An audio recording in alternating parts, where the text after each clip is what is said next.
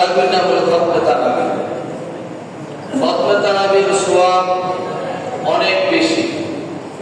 সারা বাংলাদেশের মধ্যে খতমে তারাবি বেশি হয়। খতমে তারাবি পড়তেছে। আর কোরআন শরীফ আল্লাহ তাআলা নাযিল করেছেন। কোরআনের মর্যাদা অনেক। সারাটা দুনিয়া বিক্রি করলেও কোরআনের মর্যাদা অসম্ভব না। কোরআনের হক হইল সহিহ শুদ্ধভাবে তেলাওয়াত করা। আল্লাহ তাআলা কোরআনে বলেন, ওয়ারাত্তিলিল কুরআনা তারতিলা, তোমরা সহিহ শুদ্ধভাবে কোরআনকে তেলাওয়াত করো। এজন্য খতমে তারাবিতে আমরা যতটুকু সম্ভব আমরা সহিহ শুদ্ধ করে তেলাওয়াত শুনব।